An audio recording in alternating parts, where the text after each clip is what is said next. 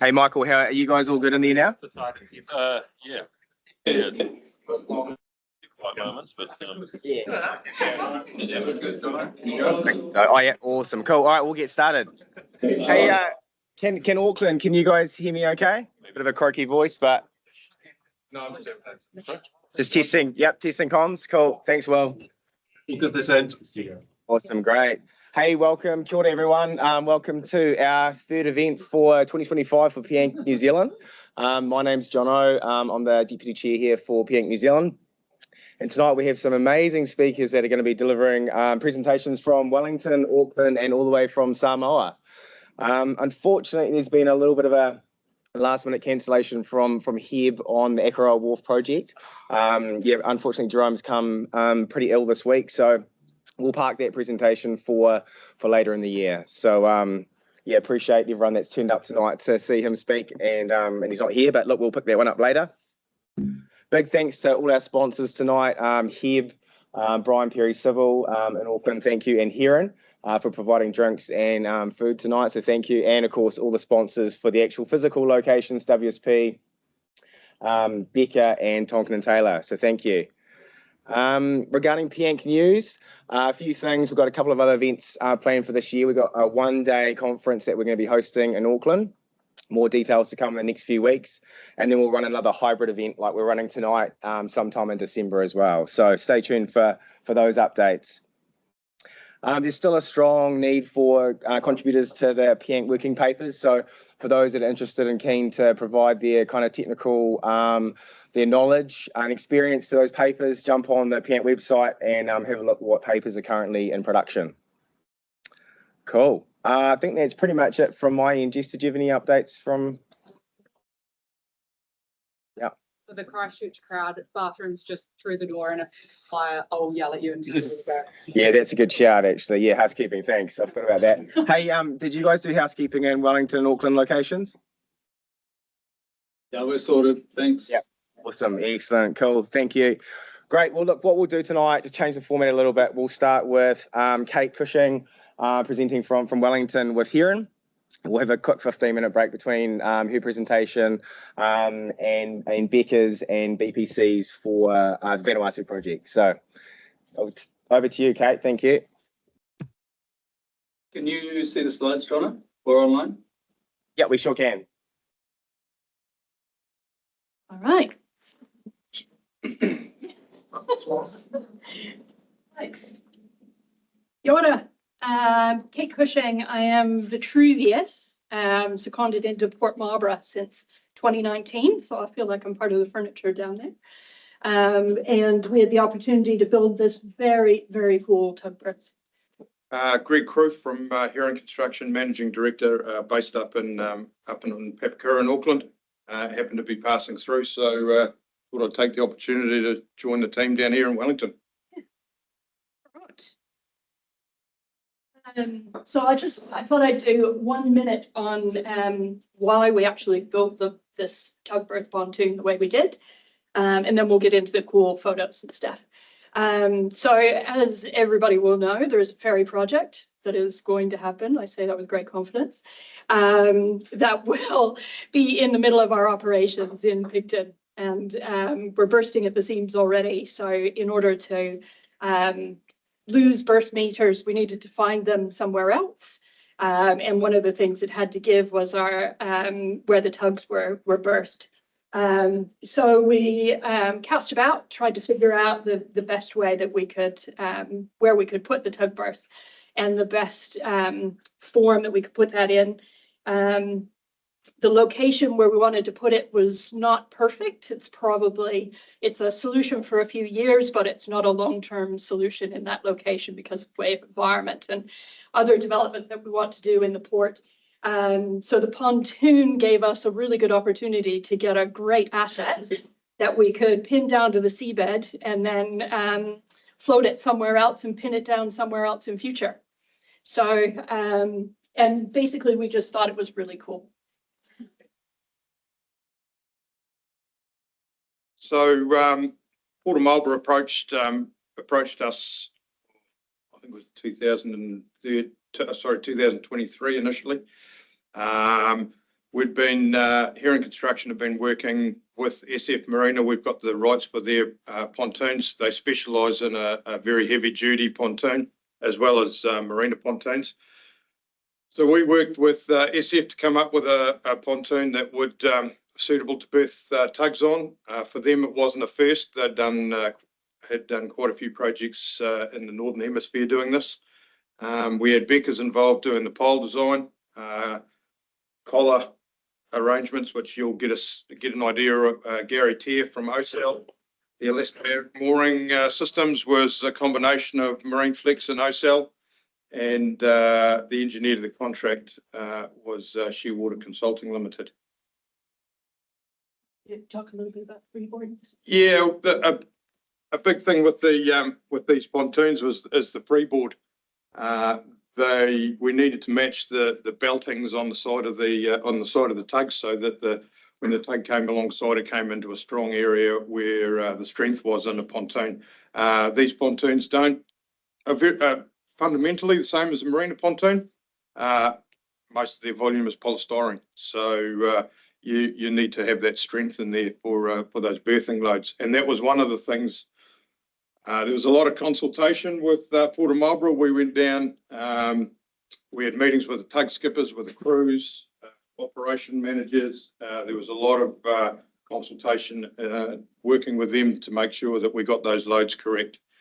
You can see these, so those basically, there were 4 pontoons like this. They're 20 metres long, 7 metres wide, 2.7 metres high, 1.3 metres of freeboard. There's 52 cubic metres of 50 MPa concrete in each one, 10 tonne of reinforcing steel, and all up 140 tonne each. So we cast them in our factory in Whangarei. You can see, slump test. There's no, flow. There's no slump. She's definitely a runny mix. These pontoons, you'll notice, I couldn't include too many photos of reinforcing and detailing like that. There's a bit of Heron. Bit of IP involved in that, but from that's at the bottom of the pontoon. You can see there's no galvanised mesh in there. That's 8mm mesh, very close spacings, and some decent reinforcing steel. And that goes, well, you can see the top. Big issue that you've got to take into account when pouring concrete and polystyrene is stopping the polystyrene from floating. So hence all the concrete blocks, all the diaphragm walls get poured, all the sides, and then the top is the last to do. And there's a bit of an idea there on the formwork and the bracing that's involved. It's principally cast on the floor. Cast on the floor. That's everything's inside a building. You can see the steel plates on the floor. They're actually fixed to the floor and grouted underneath, so it's 100% flat, and that allows us to weld the formwork into place so it doesn't move, and it keeps everything level, and it also helps the pontoon pop off the floor when we strip it.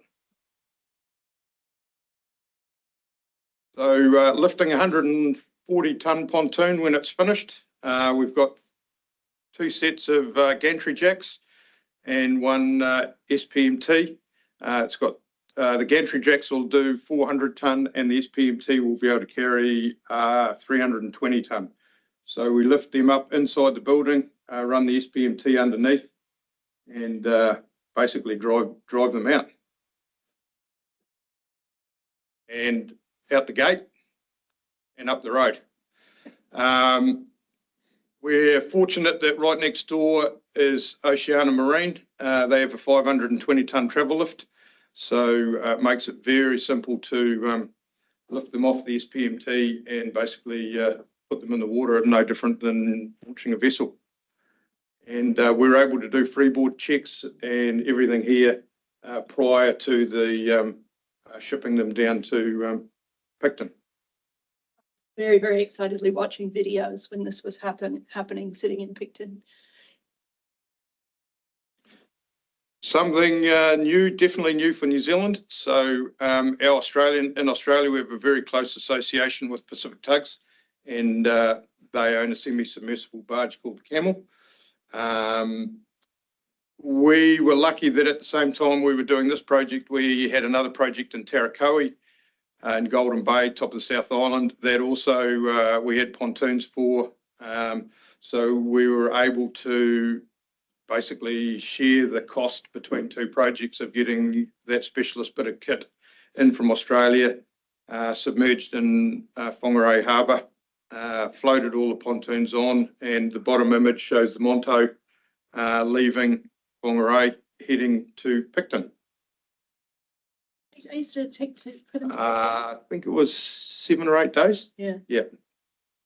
It was around, I remember it was around anniversary weekend in Auckland, because the skipper of the PT Monto wanted to enter his tug into the tug race in Auckland.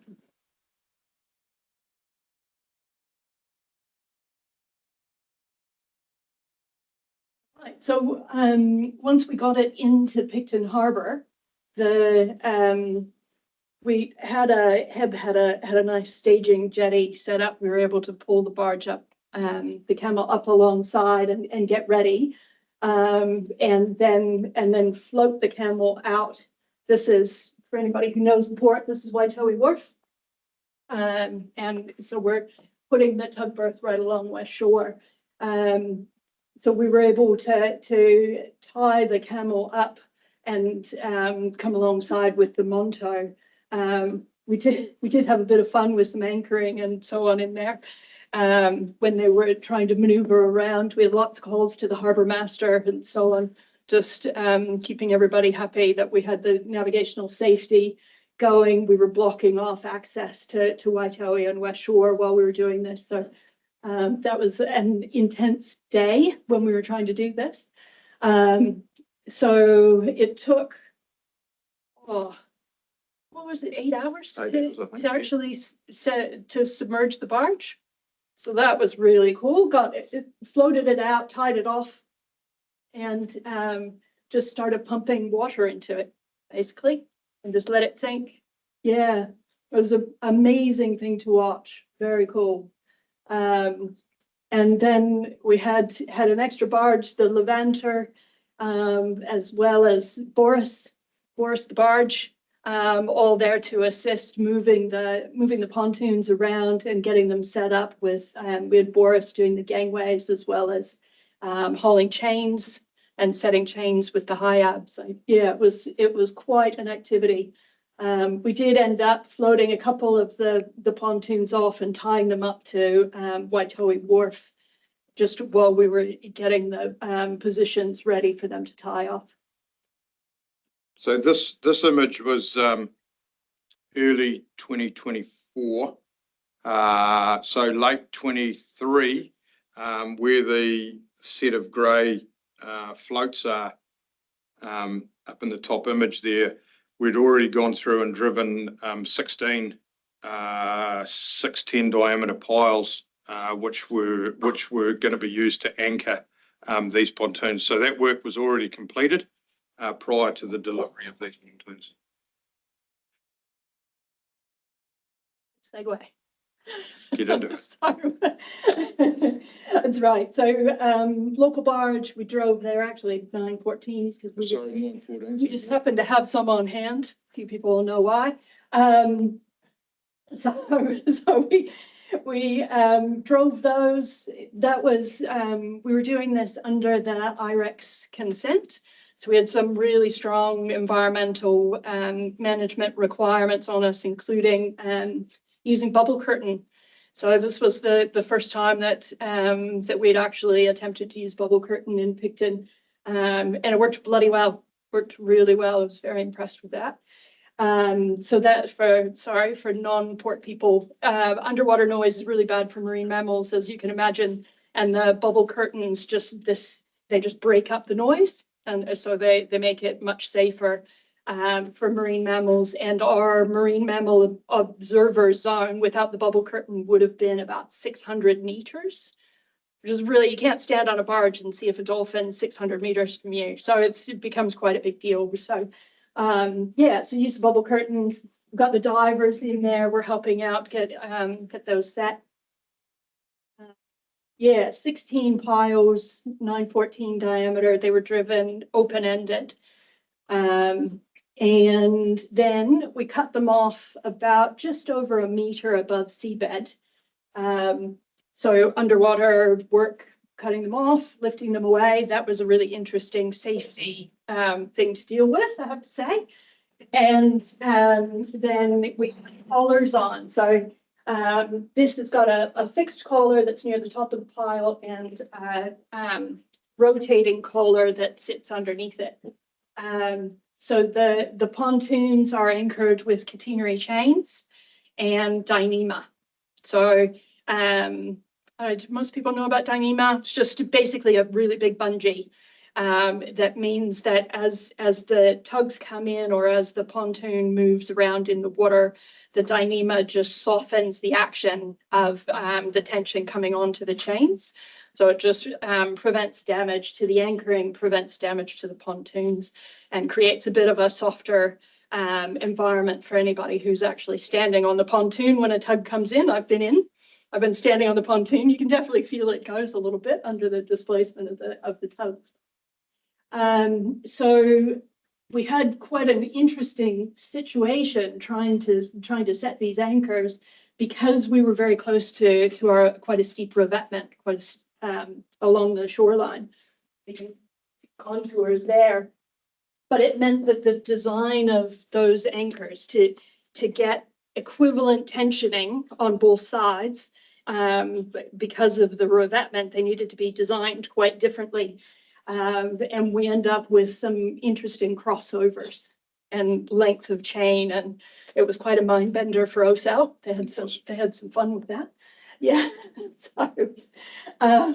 So we ended up in the end, the design allows about 2 meters of movement in all directions.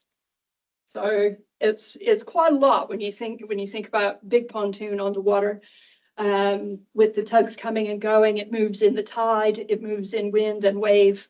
But it's from an operational point of view, you don't really notice it. But it made for some challenges for putting a gangway on it for access.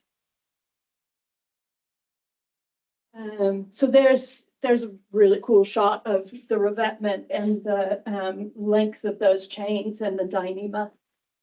I was just thinking about something else. Oh, corrosion protection on chains, really, really hard. So, yeah. So challenges. Anchoring design, as I've said, was pretty hard work. If we do it again, we'll probably do screw anchors. That's much more typical in this situation, is to do screw anchors. We thought we were going to save time on program, and we happened to have some 914 piles, so why not use them? But yeah, I think it cost us a bit of time in the end. The gangway versus pontoon. So, normally you expect a little bit of movement up and down, mostly in a pontoon. In this case, we've got movement in all directions. So how do you make sure that the bottom of the gangway actually stays on the pontoon? And we did have, really early on, we had a nice storm with a lot of wind that was coming out of the southeast, and there was panic stations. We thought we were going to lose the gangway off the side of the pontoon. So originally it was designed so that the bottom of the gangway was on casters on a sheet of HDPE, with the idea that the pontoon's going to move around, but as it moves, the gangway will sort of self-neutralize. It turned out it didn't. It really liked being skewed. So it was designed so that it's got about 17 degrees of movement at the top. So this is looking down towards the pontoon. So it's actually hung on chains. at that intermediate landing level. And so it's got, you know, it allows quite a lot of movement in there without needing to have too big of a flat pier. So it's, you know, it turned out really manageable, and that's worked beautifully. So once we got it all going, realized we had that issue, we worked with Heron to try and figure out what we could do. And they came up with this idea of doing an H roller and a strip of plastic. So that keeps it in position, but still allows it to run as the pontoon moves around. So it's got plenty of movement in it. And it's been working really, really well. Yeah, so Manson's built those gangway. Yeah, Manson's in Yeah. So corrosion protection for chains, I've mentioned that. We had the divers go down last week. And they're actually not doing too badly. So they found a few corroded spots, but that we added some anodes to. But we've got a forest of anodes down there on the spinning collar, on the chains, on the connection point where the chains come up to the pontoons. We've got just anodes everywhere. So from an asset management point of view, it's not ideal. It just requires that we get divers in the water, which costs a fair amount of money, to get them in the water regularly, just to make sure that we're not getting too much corrosion. And we do have accelerated low water corrosion in Picton, which eats away at steel pretty quickly. Bubble curtains, I've mentioned that. Ice on the deck, this was one we did not expect. So we're finding this during winter, well, obviously during winter. It's not that cold in Picton during summer. We're finding that the deck does ice up over the styrofoam. So it's not too bad over the beams, but over the styrofoam, we're trying to figure out how to manage that, whether we put some mats down or put grit boxes out there or what we do. But yeah, so that was unexpected. Safety ladders. Bloody ladders. Anybody who works around the port, remember to do something with the ladders early on. We should have put a little cutout in the side of the pontoons to put safety ladders on. Didn't think about it. Sides of the pontoons are completely flat. And because it's 80 meters long, we couldn't get, you know, the 35-meter length of maximum swim that you can have between safety ladders. We needed to put some in the middle. So that was a real head scratcher. How are we going to put ladders on that aren't going to get hit by the boats? So I came up with this crazy idea of using building emergency ladders, like rope ladders that you can pull down. And so I bought a couple of those on Amazon, and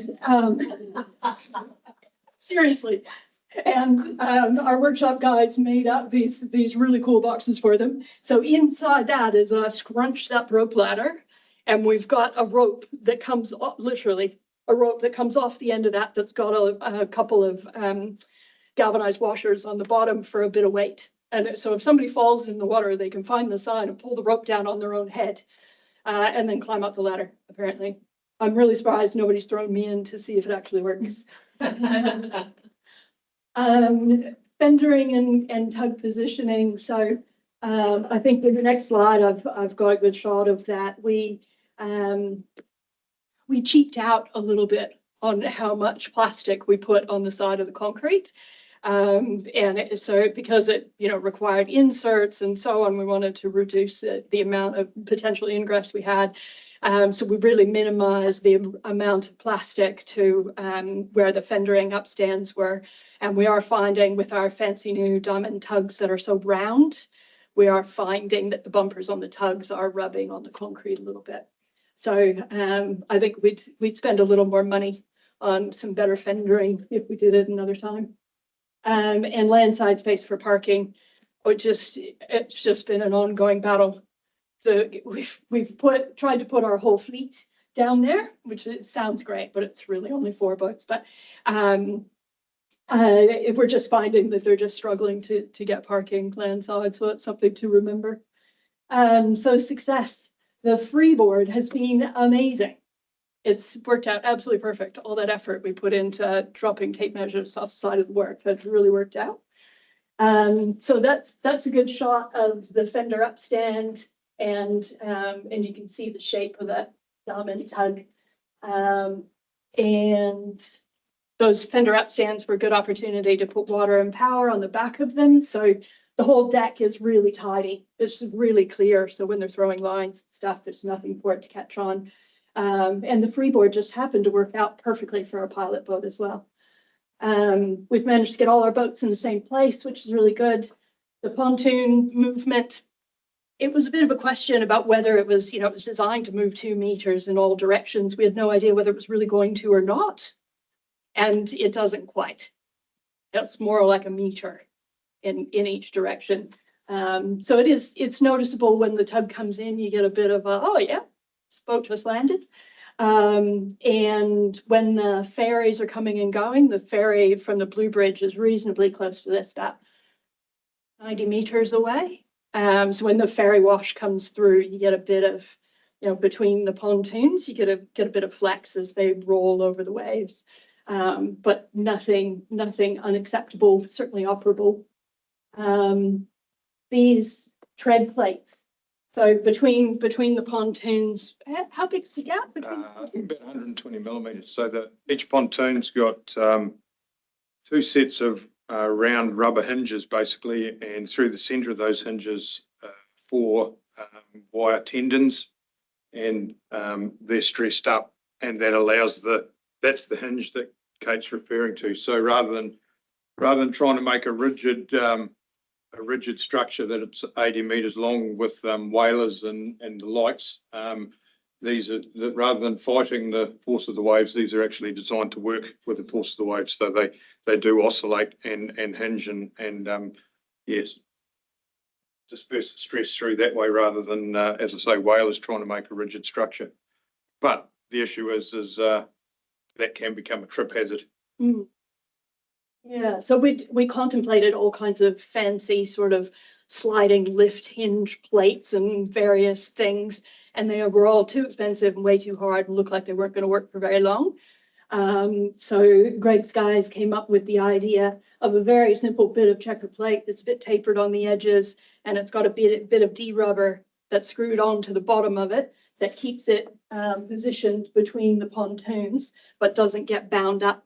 And it just worked absolutely perfectly, perfect charm. Yeah, and the gangway's been amazing. Besides the first couple of times it nearly fell off. There it is. Port Fleet, less than 1 away.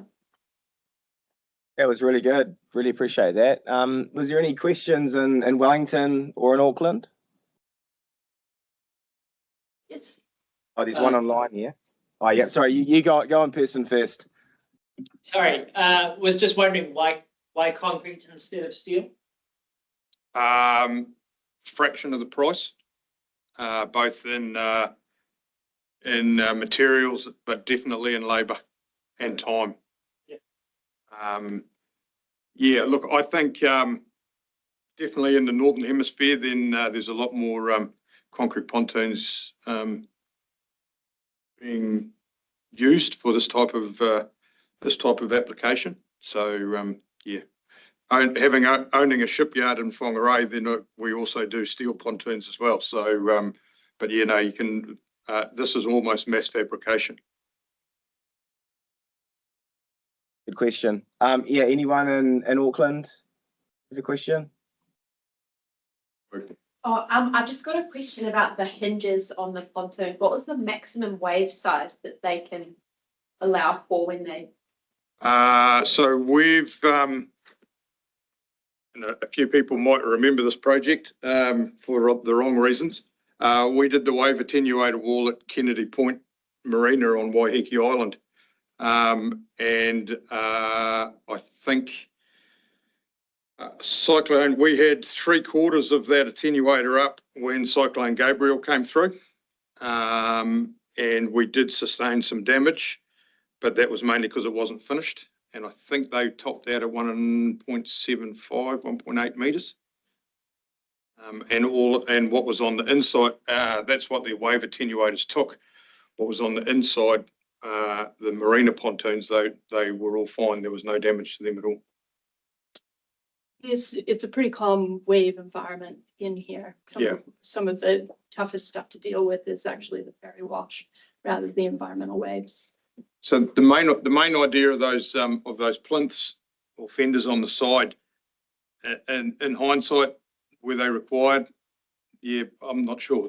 You can see they make a good stand for the electrical systems, but in areas where there is a bit of wave climate, the frequency that the pontoons move at will be totally different to the frequency that the tug goes up and down. Now, if the tug goes up while the pontoon's going down, and you can see the big belting around the side of the tug, and it happens to move over, and then the tug goes down and the pontoon goes up, then it overlaps each other and it'll start destroying things. So the upstands were basically to stop the tug landing on top of the pontoon in a wave event. As I say, probably not required in Picton, but it was it is something where there's a hell of a lot of strength in for the tugs to berth on as well. It's something that's James. All right, Jono, was there another Question. Yeah, there's one online here, Kate. So does the underside of the pontoon also have a concrete shell, or is it left open around the foam core?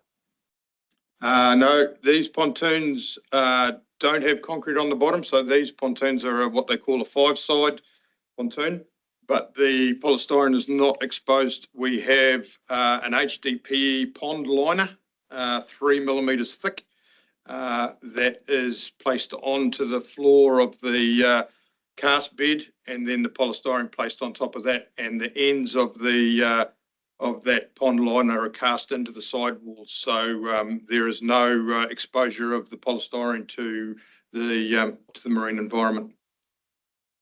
Yeah, nice. Cool. Hopefully that answered your question there, Said. We've got one hand up from B&E. I can't quite read the rest of it. Did you have a question? Just unmute and ask away. Yeah, g'day, Greg. Jim Hutchison from WJ in Brisbane here. How you going, mate? Jim. Good, Jim. Didn't recognise you without your beard and moustache. Well, it's because it's going great. Greg, just thanks for that. I know Picton, you said it's a very calm environment, and just intrigued because we've seen some of these, not so much your concrete pontoons, but similar concrete pontoons in Australia in Shute Harbour, which is in the Whitsundays area, and they totally got with also these anchors that go down to the seabed. They totally got smashed by Cyclone Yasi in about 2016. And it was all rebuilt. But I'm assuming that looking at the mud map here, that it's a pretty protected environment. Even if you do get cyclone penetration, what's the sort of maximum design wave that you can get in this area, in the harbour there? It wouldn't. Yeah, I'm not sure either, Jim. It wouldn't be much. You'd be lucky if it'd be less than half a metre. I think so. Yeah, we're looking at sort of maximum 60 knot winds with a really short fetch. So yeah. So not a deep swell coming through at all? No. In there when they're used as an attenuator, and the ones we built for Kennedy Point Marina as the attenuator wall, they were 220 tonne each. They were a metre narrower, so they were 20 metres long, 6 metres wide, and 4 metres high. But there was 1.2 metres, I think it was, 1.5 metres of that was a skirt. So that dissipates as the wave hits it. It travels under the pontoon, and then it's basically, it's not hollow. Well, it is hollow underneath, and that dissipates the wave. I know that once the wave period gets over 4.2 seconds, then an attenuation pontoon will struggle to deal with that wave as an attenuator. Awesome. Thank you, appreciate it. Thanks, WGA Australia. Hey, look, we got Auckland hand up twice. You got 2 questions there. It's just the one. I don't know why it came up with 2. But I just wondering with regards to that motion on the pontoon, if you noticed anything during last week's tsunami that came down from Kamchatka, or if that was a non-event for the area. Yeah, that was thankfully, that was a non-event for us. Yeah, it didn't get up the sounds at all. Right. I've got a question. Yeah, cool. Go for it. One of your slides said sandstone as the seabed, and then you start talking about screw piles. Would that work in sandstone? Oh, don't know where sandstone was. No, it's a clay gravel Yeah, I alluvium. thought so. I thought so because all the mussel farms up the sounds I think they're screw, aren't they? Yeah, we Yeah. drove into sandstone. So the sandstone's overlaying, the alluvium is overlaying the sandstone. But we had to penetrate into the sandstone because we got to the sandstone with a vibro and then had to hit it with a hammer. Oh, yeah. Great. Any other? Oh, sorry. Any other questions here in the room? I've got one, Kate, unless you wanted to go first. Question for yourself, maybe. No, go for it. Oh, hey, at Lowwater Springs, how much lateral movement is there of the pontoon? Like, does the Dyneema snap it back pretty well in line with what we see on the picture here at, say, a higher tide scenario? Or does it walk a little bit laterally? It walks a bit, yeah. So it moves a meter or so towards the revetment. Oh, yeah. And I think that's just the differential between the shorter Dyneema lengths on the revetment side, just pull it a bit that way. So once there's any slack, they're just a bit tighter and they pull it towards the revetment. Okay. But Cool. well within the design parameters of a couple meters. Yeah, of course. Do you have the ability to tension them up further or loosen them? Or once they're set? You can? Yeah, okay, cool. Yeah. So part of our monitoring is to keep an eye on those. We've got a chart of the lengths that they're supposed to be at. So we can have the divers go down, check their actual lengths and then tighten or loosen. Oh, that's awesome. So in 30, 40 years time, when we've got a bit of sea level rise, you can adjust them. Absolutely. Nice. Cool. All right, any other questions here around the room? There's one more in Wellington. Just wondering, did Gary do the Walker Flex analysis on those mooring or some sort of mooring analysis to check the Yeah. Yeah, that was the science project. Because as you saw from one of the slides that Kate had, there were anchors going in all directions, all crossing over. They couldn't touch it. They weren't meant to be able to touch each other. So otherwise you get a chafing, rubbing effect. So there was a lot of time going in working out pole position with the model of the seabed on the slope, because the slope varied from one end of the pontoon to the other. You can see it's closer to the land further in and it's further away. So yeah, there was a lot of time and effort went into that. Okay. I think a lot of Gary's sketches. Yeah, I was wondering, was it a Gary sketch with the diver in the shark, or was it an actual model? The only thing missing from Gary's sketch was there was no shark swimming around the. Oh, but that's not Gary. I know. Having it often. The one rule to be done this summer. All right. Well, look, thank you very much. Great presentation, really informative, and some good questions as well. So thanks, everyone. We'll take a quick 15-minute break here now. Help yourself to drinks, some food, and we'll revert back in 15 minutes. Will do. Yeah. Awesome. Thanks, Will. Thanks. Hey, Mark, once everyone's seated, it might be just good for you guys to just introduce yourselves, actually. Your name, your role, and who you're with. No problem. Cool, mate. Thank you.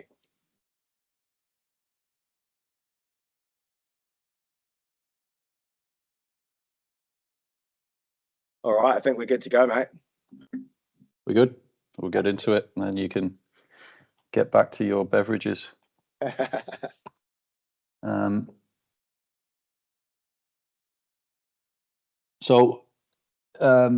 My name's Mark Plant. I'm with Fletcher, specifically Fletcher Pacific.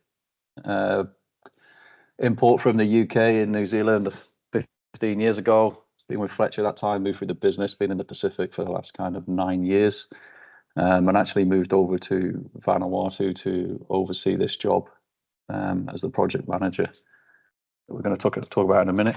Apologies for not being too well prepared. The person who was supposed to do this disappeared on us, so I'm a bit of a ringer. So be patient with me, please.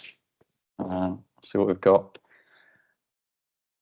Overview on this job, it's South Parade Wharf in Vanuatu. I'll just quickly share my screen here. Those of you who are not too apt at geography, you can see the Google Earth there. I think you just had a talk. I caught the tail end of a talk from Picton.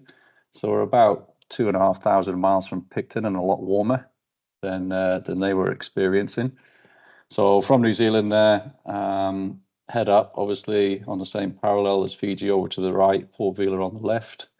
And we're in Awhete, which is the centre of Vanuatu there, into this island.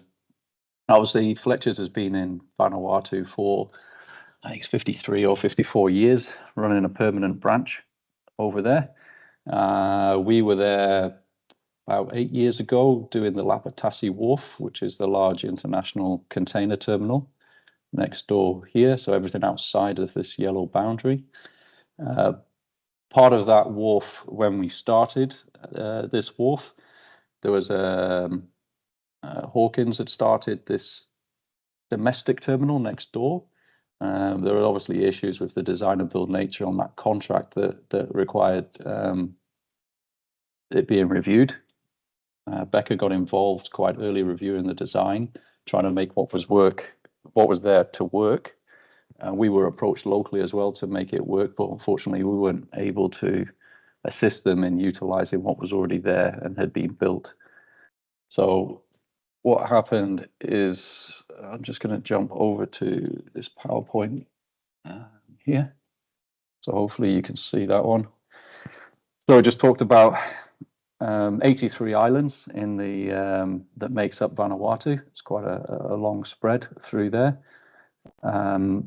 The population scattered across kind of 60 islands. Some of the islands are less habitable than others because of volcanoes and other various reasons. It's about 314,000 people through that through those islands. The photo we just saw. Sorry, I just go back with the South Parade Wharf. That's for the domestic inter-island shipping capability. So as you can imagine, when you've got 83 islands, the sea is an important logistical route for all of the communities over there. And there's a big push at the moment globally, and particularly through the region, to better connect the islands through Vanuatu. And this project is a keystone to that success, being established directly next to the international container terminal of Vanuatu, which enables the goods to flow internationally and opens up trade, import and export across Vanuatu. So it's been a key project for probably 10 to 12 years for Vanuatu. As I say, it suffered some delays through earlier attempts, but we'll not dwell on those too much. The wharf itself, South Parade Wharf.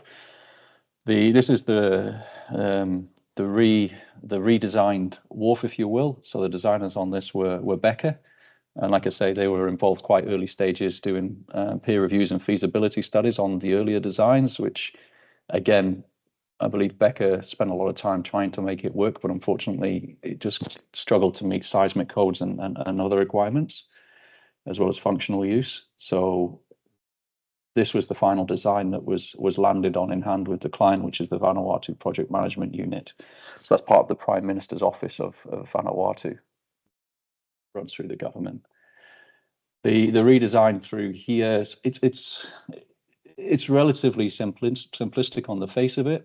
The idea was to create an area to allow goods to be stored in between exporting and importing between the islands domestically and also internationally.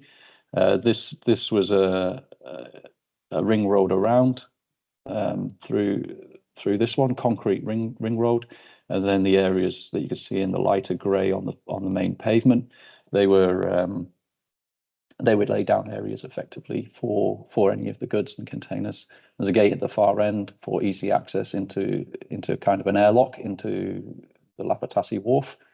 And then near in the foreground here, you can see the ramp for the roll-on, roll-off ferries, for the inter-island domestic ferries that are on there. The ramp there is 43 meters wide and about 13 meters deep to the top of the ramp. There's 2 gradient changes on the ramp, so they could roll up and drop onto it. Off to the side here, the square or rectangular, it's just off square shape here, that's the platform. So the platform for us, obviously, for the movements, for loading up the larger fishing vessels and cargo vessels, which are due to be tied up on the outside of this finger wharf and platform here. I didn't pull off a picture, sorry, of how the boats would look when they're docked in, but again, the team here, I'm sure you've got a vivid imagination, so you can just imagine, several boats tied up here and how they intend to use it.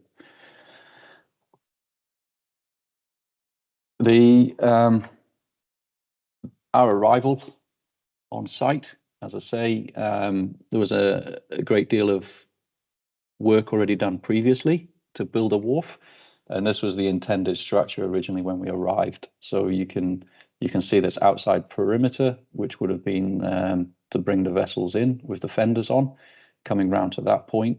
This was precast beams with precast panels and an in situ deck that was going on, and that was tied back to some driven UCs with capping beams placed on the top of them around the inside here. So that gives you an idea of the original design that was intended there. Again, there's a few issues with this design, and I think one of the primary ones, I mean, Peter is online, Peter O'Brien, who is with Beca and has been involved with this, so feel free to jump in. I don't know if I'm misleading anybody. But I understand one of the primary issues with this design here was with them being UCs. The seismic requirement in this region just wouldn't stand up in multiple directions, because obviously UCs are good in 2 planes, not so good if the earthquake's coming around in a circular attack of these piles. And again, like I say, in addition to that, I believe there were issues as well with regards to the slenderness of these piles, how long they were, and also the cross-sectional area of them. So ultimately, first part of the project was to remove all of this existing structure that had been installed. So the whole lot came out, and that includes breaking off obviously systematic removal of the deck, all of the beams that were on there, breaking down of all the pile caps, and then we actually took our vibro unit over there and vibroed out all of these UCs. These UCs were from lengths of about 14 meters up to 40 meters. So we had a few grabs.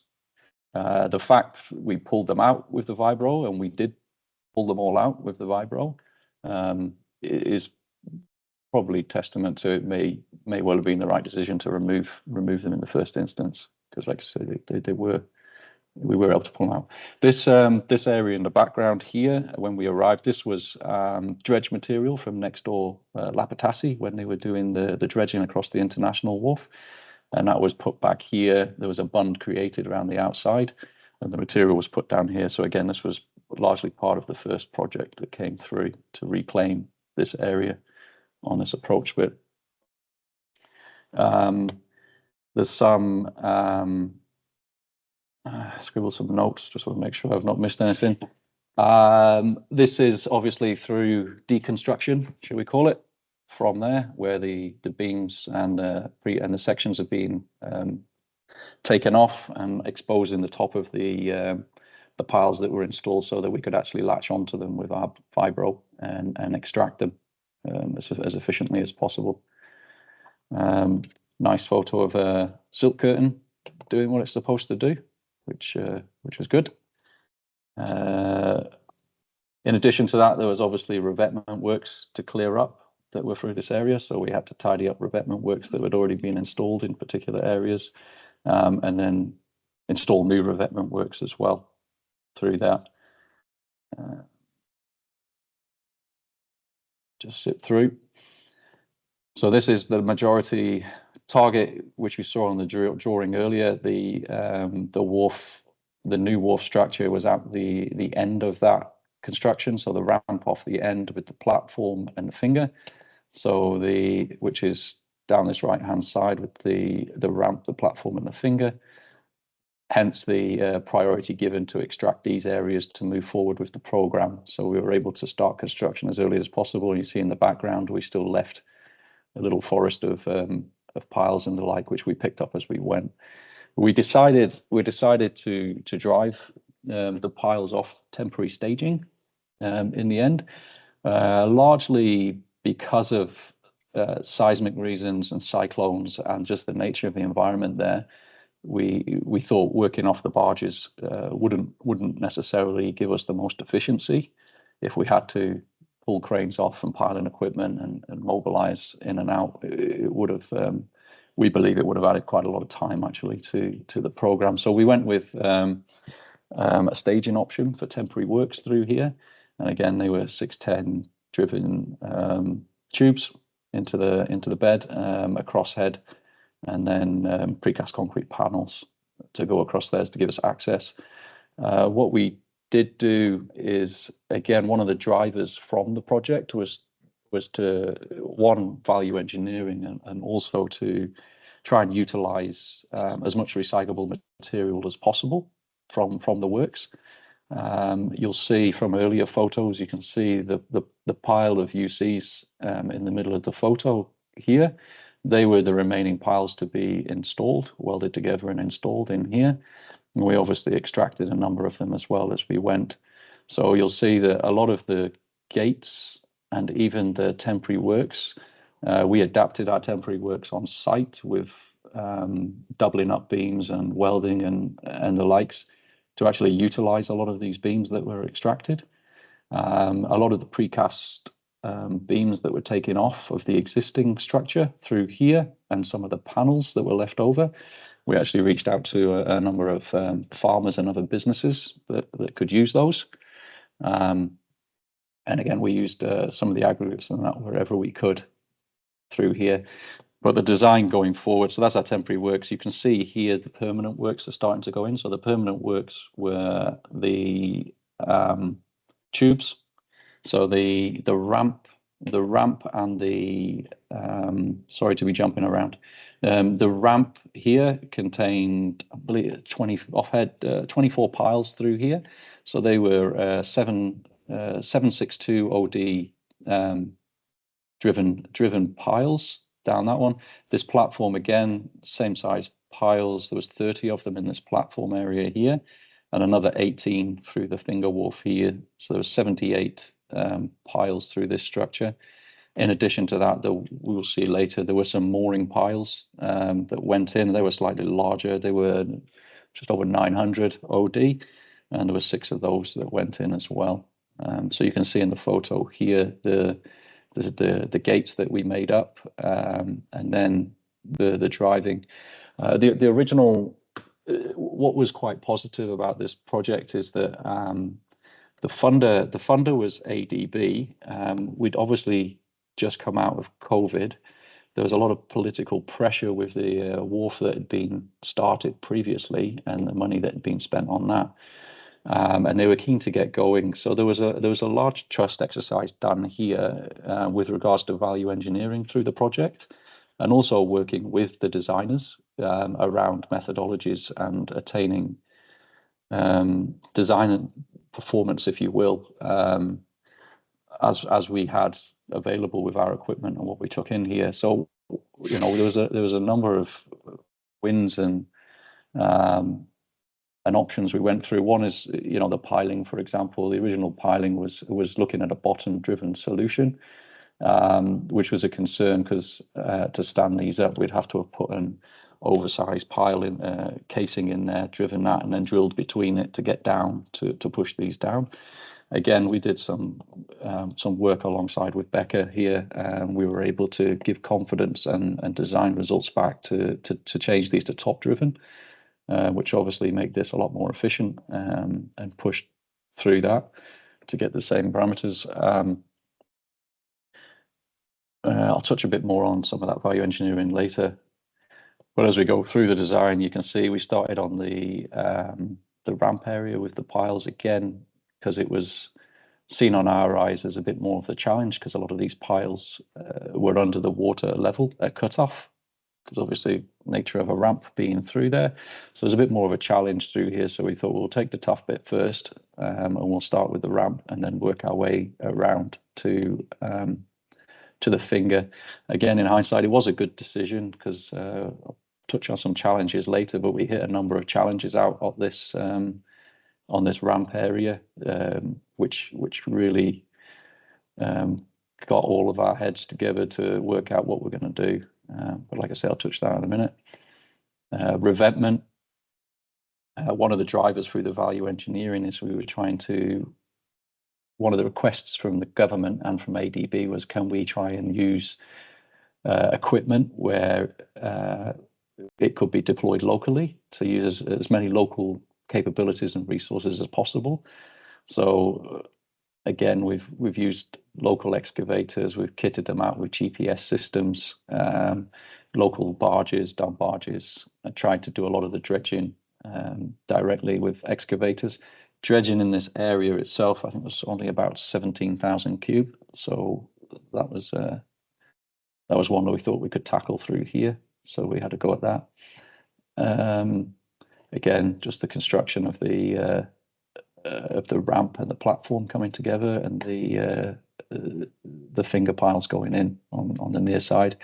In the background there, that's where the barge was taken around to unload material, either to stockpile to use as fill or to take off site to use as reclamation elsewhere around Afete. So that's how we kept that one moving. Lapatassi in the background. Beautiful hill behind us, which we'll draw your attention to again later. But you can see progress through there. Dredging operations in front of the ramp, which you can see is largely finished, whilst we progress with the piling on the finger and installing the decking and the beams on the platform here. So we had a relatively good operation going. You'll see still we left these for now. We picked them up at the end. Taking shape through here. Settlement slabs going in, groundworks going ahead through the background there. Starting to install the fin drain. There's a fin drain through the middle of here, and drainage systems, as well as potable water to the wharf and power to the lighting around. Starting to look like a wharf. Here we go here. Again, concrete ring road pavements going in. Ramp effectively complete. Fingers largely done, and we obviously worked our way back out to finish the last bit of the platform as we removed our temporary works access. Again, so here we go. Don't be put off by the color of the water here. It's quite shallow, you can see, but it drops off really deep into the center of these areas. It's about 40 to 60 meters deep just off here. And there's a shipping channel that's been dredged through the side here, because it's quite shallow waters either side. So it does draw a bit of a current through here to the outside. There's a shipping container in there with Lapatassi, so you get an idea of its functional use when they're going. Make sure I've not missed anything. Challenges. Those of you that have worked in the island, there's no shortage of challenges. I think one of our first challenges that we got in, just the project itself started in January 2023. We got going on the ground there. March 2023, a couple of months later, someone delivered a yacht to us. It was the back-to-back cyclones that we had, category 4s within 24 hours or 48 hours. Can't remember now. I was there for it. It did luckily, you can see in the background there, we were concerned because it was a cyclone season. We were expecting some rough weather, and we actually used recycled parts of the old wharf, the beams, to put some retaining protection against the fill. So again, it was a move which was well done. I mean, didn't save all of it, but you can see, the damage that was done through Vanuatu as a result of those back-to-back cyclones. We actually got away quite lightly with that damage. We got some of our plant and equipment got taken out of action for a while, largely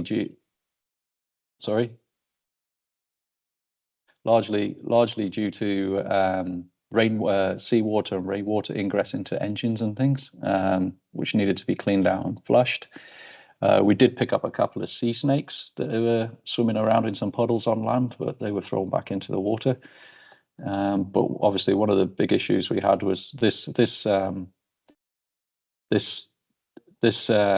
temporary works for our these UCs. We use them as temporary works for our gates that we laid across. This yacht here was actually picked up and it was skewered through that UC. So it kind of looks like it's just propped against it. It's actually pierced through it.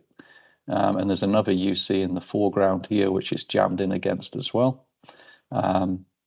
It took a while to get that out, just obviously because of the state of emergency and trying to track down the owner of the yachts and also just making a plan to actually cut it off and get it out of there. We ended up having to cut the beams out, pull them off, and try and we had to crane it out at the end.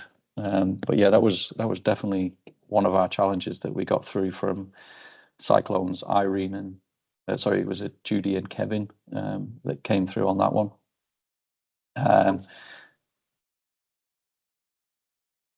We also had off the end of the ramp area here, I talked about challenges through here.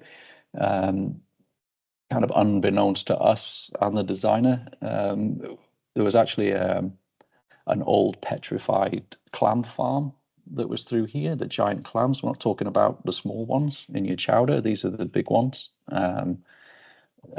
These things here, we came across a few times, largely out the front of the ramp, but we also picked them up in other areas, pockets around. Now, these things, when they petrify, we actually went and had some of them looked at and tested, and they were well in excess of 120 MPa on these things, which you can imagine our casings didn't like when we're trying to drive casings. So these casings here, these are the 760 ODs, and we actually went with 16 mil casings when we went out on here, which we didn't need, but we knew there'd be some limestone there, so we wanted to be sure we'd get through it.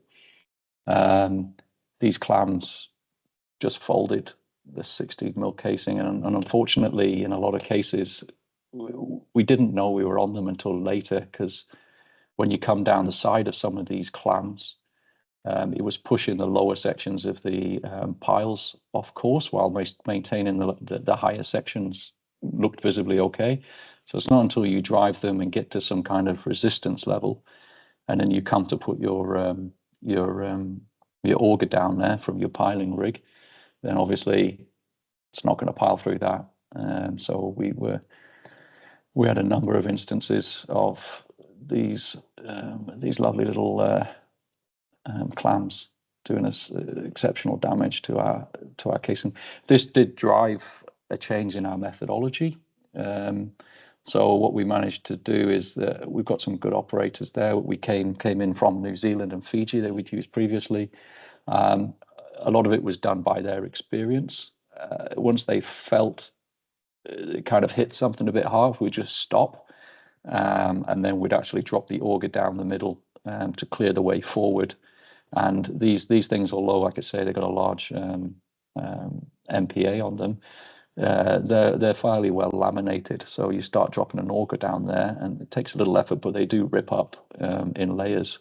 So came into quite a long process to drive, go down, rip them out, drive a bit more, go down, rip a few more out, until we got through that layer, and then it was into more into better substances, better limestone that we were expecting.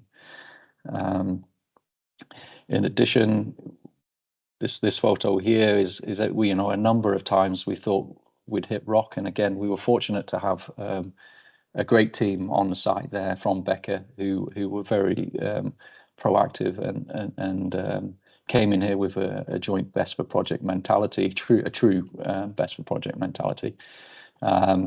But again, even they, we all hit the challenges. We'd hit these rock levels, which we thought were great.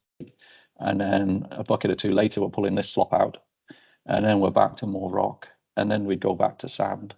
And then, so again, there was it was a challenging site, geographically through there, geotechs wise was quite interesting.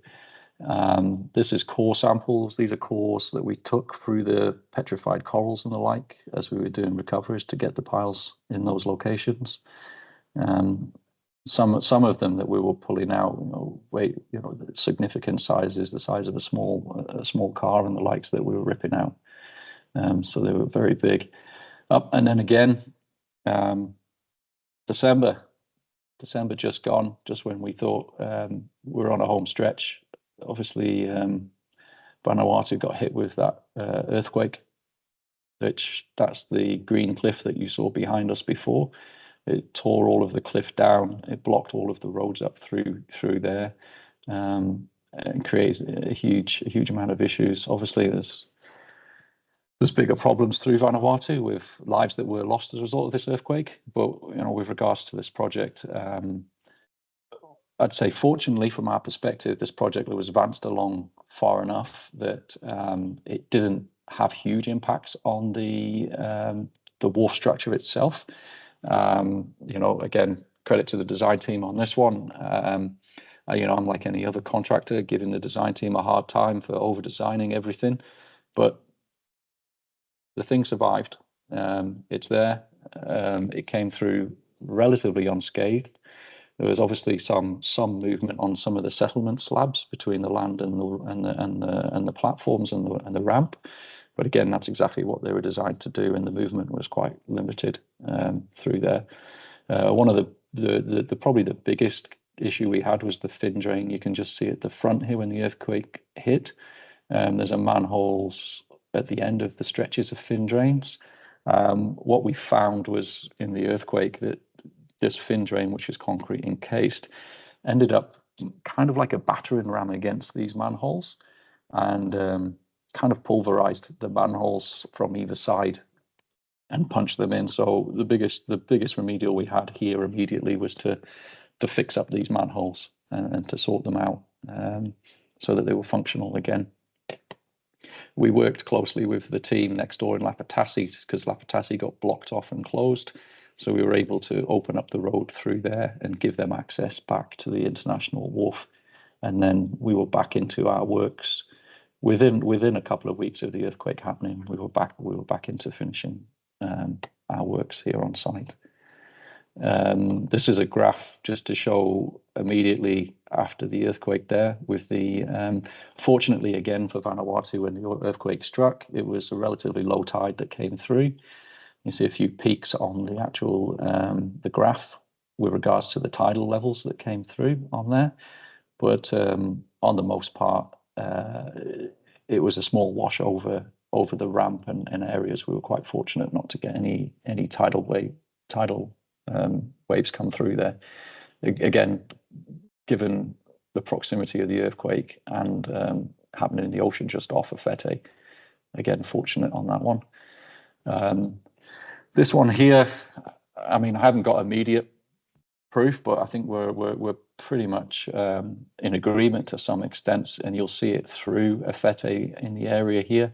This photo is just to show post-earthquake that it certainly appears that the whole wharf structure itself and this region, this area, does look to have dropped down a couple of 100 millimeters as a result of the earthquake, and that appears to be a result of the bedrock underneath this area, because the tide range did not come this far up the wharf on the design, or when it was initially installed, it pretty much stopped just above the defender that you can see out at the front there. So it was an interesting change, but again, relative to the ground around, the wharf stood up extremely well. We haven't observed any cracking or significant failings or anything through this. So it's come through well. And there's one of our mooring piles just there that you can see. Dredging's been a challenge through here. We were going great guns dredging all of this through local resource, but again, the decision was made with the client as a value engineering exercise to go locally, as opposed to mobilizing an offshore cutter suction, especially for such a small quantity here. In hindsight, was it a good decision? I don't know. Maybe not. It's been frustrating because, again, these pockets of clams and petrified clams have been huge issues on our machines and equipment with fatigue, and also just trying to rip through them with buckets and excavators is incredibly difficult with these. So there's one area there that we need to probably think about in future and how we do it. And in a perfect world, the client would actually pull a cutter suction dredge up and take it into other regions of Vanuatu while it's in the area. But unfortunately, that coordination piece wasn't there with the client. And it's something they're reviewing on how they can better coordinate between departments to make this work going forward. This obviously is the cut of the revetment and the slope underneath the wharf structure. The other one, again, just to touch on, I think keys to success. One thing we managed to do through a value engineering exercise is there was, with the concrete strength, there was a concern on the concrete strength for here, with the high strengths, 50 MPa at the like, with local limestone being used. So again, to avoid costly importing of aggregates, we were able to prove design mixes on island through partners that we've used previously and gone through exercises with Lapatasi. So we're able to use their design mixes that we developed with them, prove that we could get the structural strength. Yes, again, with the designers, there had to be some compromises on aggregate types, etc.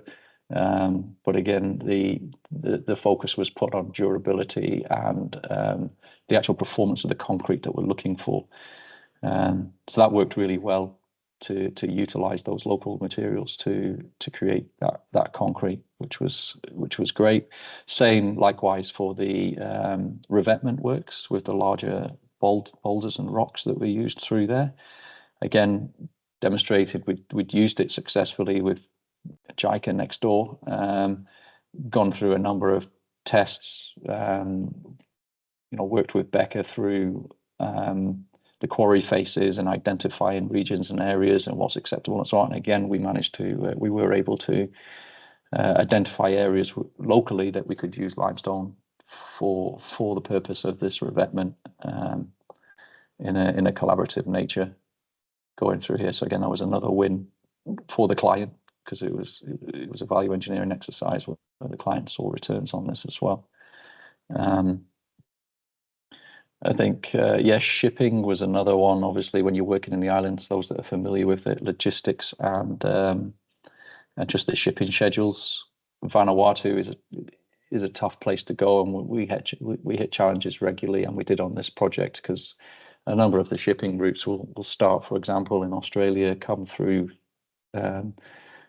New Zealand into Fiji, and then they'll pick up Vanuatu and New Caledonia on the way back to Sydney. I think the worst we had, when they're running behind on their schedule, they'll quite often miss out Vanuatu, because there's just the custom there is not that great. There's not huge revenue. We've had containers sat on vessels for 3 rotations of the islands before now, which adds months to our program. So again, being able to, knowing this knowledge and knowing the local capabilities and resource levels, this was mitigated quite well. Although, as I say, 3 times around the islands was a little bit of a kick to us. But on the whole, we were able to go relatively unhindered through our logistics challenges through there. We do put a lot of effort in the islands, and particularly Vanuatu, for local employment. Most of our team is locally trained and operated. They've been with us for many, many years on projects. We see returns on this, which is good, because again, we know them, they know us, and we know their capabilities, etc. The reality is, working in the islands, we still need our expats to do the specialist trades, the pilings and concrete works, and supervision and management. But again, we were able to pull from our other businesses in the Pacific. You know, we had piling supervisors from Tonga. We had Samoans, we had engineers from Fiji. So when we talk expats, we're talking expats outside of Vanuatu, not just pulled from New Zealand and from Australia. And we had a really good solid team there, which were all driving in the right direction with regards to best for project. And again, with having such a local workforce through there, they have a great deal of pride in what it is that they're doing, and the direction that this project's going, and how it's going to impact their lives and their children's lives. So it was very good. And like I say, we had a great partner there with Beca as well, who were very proactive in helping through the value engineering and coming up with solutions, as opposed to just stomping down problems, which was again positive to the success of this. Like I say, it started in January 23. I think it was a couple of months ago. I'm going to say June 25 that we got the taking over certificate. Again, a lot of it was delayed for various reasons through the earthquake and with the client just getting themselves ready for the operational side of this wharf. I think we delivered quicker than they probably anticipated. So they're just still pulling together their operational piece to get this wharf going. But I think, on the whole, everyone's happy. It's my understanding. They've got a great asset for the country, and it's the first piece in the puzzle, one of the first pieces in the puzzle to open up Vanuatu inter-island shipping to the other islands through there. And we should see, hopefully, more projects coming up, not just for us, but for everybody, to start increasing the marine capacity through the islands over the coming years. Take a breath, and any questions? Nice one, Mark. Hey, really, really interesting project. And it looks like you had some challenges there, which is super interesting. One kind of more non-serious question off the bat. When you submitted your unforeseen ground conditions claim, was the heading of it, "We found clam"? What was the... Yeah, I think, again, it was good to have Pete and the Beca team on island, because when we're hitting these things, obviously, the first reaction is naturally, and it's not pointing a finger, but your contractors are doing something wrong here. You shouldn't be bending these casings. So we're stood there scratching our heads as well, and then once we started investigating, like, why are we getting this? Because of course, when it first started happening, we didn't know we were hitting giant clams. We're just driving casings into the ground, and they're buckling and coming out as pancakes. So look, once we started investigating, at first I think there was a little bit of looking between us. There wasn't judging or finger pointing, but there was certainly raised eyebrows. But once we'd established the cause of these incidents, I think it was generally accepted by the client and the wider group that, well, how could we foresee this? Because again, as you always, geotechs, you can never do enough boreholes for a geotech engineer. It's just not possible. And with these clams, because it wasn't a spread area, there were pockets of them, and they were out in the sea. We just hadn't picked this up anywhere. So look, it was a challenge. But like I say, once the reason was known, there was definitely a coming together of what do we do with the methodology? How do we approach this? What's the time that it's going to take extra to go through this? And it was it was a positive discussion. Yeah, nice. I've got one more serious question before I pass it around the room. Obviously, not many engineers get to kind of test their design right after it's been constructed. Was there any kind of surveys completed on total settlement of the infrastructure and compared against what was predicted against the SLE event or whatever? Probably more of a one for Beca there. I don't know if Peter's still on the line. I can try to answer that. So in terms of, I suppose, what was designed in terms of settlement of the structure, we weren't actually expecting much in the way of settlement of the structure from the design. So we keyed into bedrock and what we thought was going to be relatively solid bedrock from the investigations that were done. So we were expecting settlement of the reclamation relative to the concrete structure. So we had designed in approach slabs that were kind of founded on ground beams on the one side and the back of the wharf on the other side. And that was expected to take up the differential settlement between the structure, which stays where it's supposed to, and the reclamation we expected to settle. So we did end up finding that we got about 300 mil of global settlement across the reclamation. And surprisingly to us then, when it came to trying to recalibrate the dredge, the excavator for the dredge, we had a known point on the side of the wharf that we thought we could put the bucket on and use that as our reference. And lo and behold, it was 200 mil lower than what it was supposed to be. Wow. So we had done surveys before where we had surveyed the finished deck level, so we knew what that was supposed to be. And then, after the earthquake, it was significantly lower. That was across the board, like the whole structure had kind of settled kind of equally? I think, effectively. Yeah, okay. Yeah, I think just to expand a little further on that as well, the magnitude of this earthquake, it moved the whole of Afete. It wasn't just this location. You had bedrock and ground movements across the whole region. One of the challenges that we had immediately after the earthquake, when we're getting back to work, as Peter touched on, is that our GPS and ground datum just didn't close. We couldn't fathom. And of course, when you looked at the wider picture across Afete, well, of course you couldn't traverse back anywhere because all of their datums were off.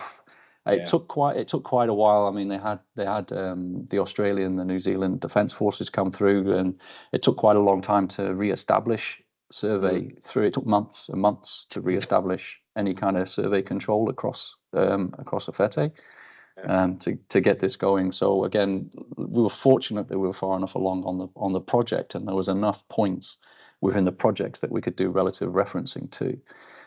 But had this have happened earlier in the project, it would have been a concern. No, great. Appreciate that. Great answer. Look, we got one online from Saeed again. I couldn't follow the explanation on piles. Could you please confirm whether the steel piles are manufactured from spiral welded plate or are they seamless? Additionally, could you advise on the steel grade being used? Do you guys remember? I can just jump in with that one quickly. So the pipes themselves were API 5L, so they were kind of petroleum grade pipe, spiral welded, but they were just casings. So they were non-structural casings. They were effectively permanent formwork, and then the piles themselves, the structural piles, were reinforced concrete inside. So yeah, nice. Great. Did that answer your question, Saeed? Yeah, apologies. I probably wasn't clear on that. Yeah, there was they were augured out and then concrete reinforced filled. Yeah, apologies for that. All good. Great. Hey, look, any questions in the room here in Christchurch? There's a hand up. That's all good. Well, we'll go across to Auckland. Any questions from Auckland? To do, particularly with this project.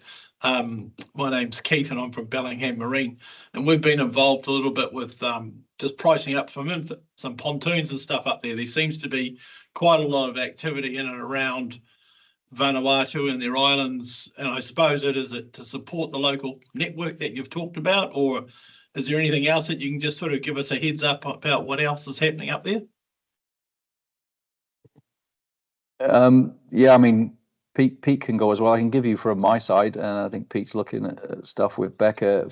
From our side, when we did bid this wharf, we actually also secured a similar wharf in Santo, which is the largest island to the north, and they were to have that go through. Now, again, with a lot of the island nations, the funding just wasn't there. And unfortunately for Vanuatu as well, they'd also gone through a process of having their financial status step down with ADB, so they weren't actually able to get the funding. So look, there's a lot of projects that are needed and that they are driving to do, not only within Awhete, but on Malekula and Epi and all the other smaller islands. Reality of it is it's going to come down to funding. If they had the money tomorrow, there'd be projects relatively quick to get off the ground to go through this. Yeah, I think that's why I think we talked earlier on. I know we talked with yourselves as well with Bellingham around some of the wharfs and pontoons. And again, it was funding. They want to bring the cruise ships back in, and they want these pontoons that would take the tender boats and come onto the land in the centre of town. And then when you start pricing things up, they go, oh, is that how much it costs? Well, maybe we can just float something over there with some mussel barrels or something. And like I say, it's funding. Sorry, Pete, you had. Yeah, no, I was just going to jump in. Like you said, Beca have done quite a few other designs for bits and pieces in Vanuatu. As part of the VISP project, the Inter-Island Shipping Support Project, we have already designed that one up in Santo. But there's also some designs already done for Lenical and Litslitz that are on the shelf, basically waiting to be built once the funding comes available. So that's already done, and we're in the process at the moment as well of designing, or we're in the early stages of design for another 5 of the outer islands for much smaller wharves and jetties, but also to form part of that network to connect back to Port Vila. So yeah, there's quite a bit of work to come in the future of varying scales. So it'll be very much dependent on the government funding, as Mark said. I see there's a question that's popped up there from Jan. Pete, this question has got your name written all over it there, chap. So the width of the ramp being 43 meters. So the original design intention was that there would be multiple berths for various size roll-on, roll-off vessels. At the time of design, the design vessel was called Vanuatu Ferry, now referred to as Vanuatu Ferry 1, because they have now got Vanuatu Ferry 2 and 3, which are unfortunately a bit larger. So Vanuatu Ferry will fit in multiple berths either side of the mooring dolphins. And then you'll see just on the right-hand side of the ramp, there's a very small narrow berth that can have small landing crafts. So the intention would be that the design allows for 2 large vessels, a medium vessel, and a small landing craft to be on the ramp at any one time. So that's the idea. Did that answer your question? Is it Jan or Jean? Jan, yes, thank Jan? you very much. Yes. Jan, apologies. Oh, good. Okay, any other questions in Auckland? Doesn't look like it. No, Wellington? No. Entirely independent structure. We've got a question here. The finger platform and the wharf being separate structures? Yeah, are they separated? They are. Yes, they are separated by a 150 millimeter seismic gap. Similarly, the ramp structure and the platform wharf are also separated by a similar gap. So yeah, the intention is that they are seismic separations to allow each structure to move independently because they are such different shapes, and they would obviously have different different reactions under seismic loads. So during the design earthquake, or I suppose during the earthquake that we had last September, we did find that we could measure the relative movement between the platform wharf and the finger by the dust that had been accumulating in the plate between the two of them. You could see that it moved about 35 to 40 mil across the width of the structure. So they moved a bit, but yeah, still not quite close to hitting. They didn't bang into each other. That's the main thing. Yeah. Nice. Cool. Any other questions around here? I've got one final one just around scour protection. Is the vessel, the ferries that you talked about, are they bow in or stern in? So that they have been designed as if they can come stern in. So we had sized the rock armor under the ramp structure as if the thrusters were going to be blowing against it. So yeah, we did take that into account, especially when we were considering that it's going to be a limestone rock instead of basalt. Yeah. So yeah, we did take that into consideration when we were designing the revetment. Large underwater velocities, or are they kind of minor? Is it Azipods or are they traditional props? Traditional propellers. Yeah, okay. Yeah, so these are old vessels that were, I suppose, once upon a time new in Japan back in the 80s. So yeah, not new with Azipods at all. Yeah, okay. Awesome. Hey, great presentation. Sorry, Mark, did you say that you had to prepare for this last minute? Have you been given a hospital pass? Because it felt like you prepared quite heavily for that. No, it was definitely a hospital pass. Oh, mate, that's awesome. No, really good. Thank you. But no, it's okay. Great. Cool. Well, look, I think that's it for this evening. So, yeah, thank you very much to all the speakers and everyone else attending. And apologies from Heb around the presentation tonight, but we will pick that one up later in the year. Stay tuned for more events coming up in the future. Have a beer. Enjoy your night. Thank you. Cheers. Thanks, guys.